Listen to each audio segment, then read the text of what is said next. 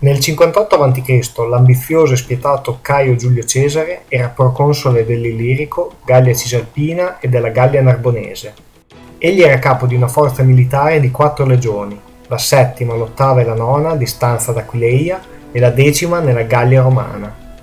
In quell'anno il popolo degli Elvezi decise di migrare verso la Gallia occidentale, in cerca di maggiore spazio per il proprio popolo, scegliendo un percorso attraverso le terre romane.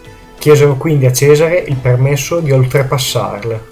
Cesare, temendo disordini nella provincia, procedette all'arruolamento di altre 2 legioni e al reclutamento di truppe ausiliarie. Ordinò poi alle legioni presso Aquileia di raggiungerlo nella Gallia e dopo aver fatto costruire un muro dalla 10ª legione per impedire agli Elvezi di attraversare il Rodano, negò il permesso di passaggio a questi ultimi. Dopo aver cercato di forzare il blocco romano, gli Elvezi decisero di passare attraverso il territorio dei Sequani, dai quali avevano ottenuto il permesso di transito. Le devastazioni che gli Elvezi causarono al territorio dei Sequani e degli Edui spinsero i capi di questi popoli a richiedere l'aiuto romano. Cesare, che già forse aveva fiutato l'opportunità di ampliare il territorio sotto il dominio di Roma in Gallia e di ottenere ampia popolarità attraverso i successi militari, decise di intervenire. L'esercito romano sconfisse una prima volta gli Elvezi sul fiume Ara, assaltandoli di sorpresa mentre erano intenti ad attraversare il fiume. Nella battaglia morirono circa 90.000 Elvezi, tra soldati e civili. Cesare proseguì poi nell'inseguimento, finché decise di approvvigionare l'esercito presso Bibracte, la ormai vicina capitale della tribù alleata degli Edui.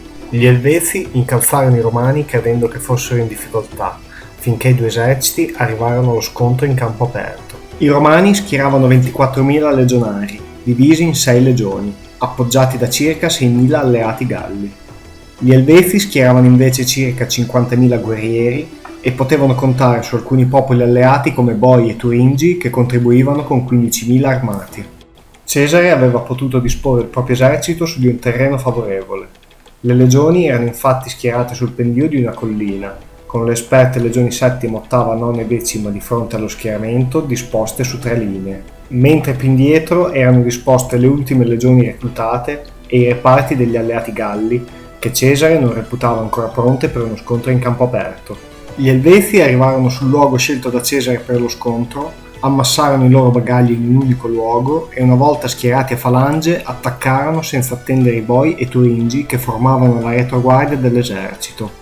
L'attacco non ebbe successo poiché il fitto lancio di pila da parte dei legionari ruppe la coesione dei Celti, rendendo inutilizzabili molti dei loro scudi e causando molti feriti tra le fila dei loro guerrieri, oramai esposti senza protezione ai gladi romani.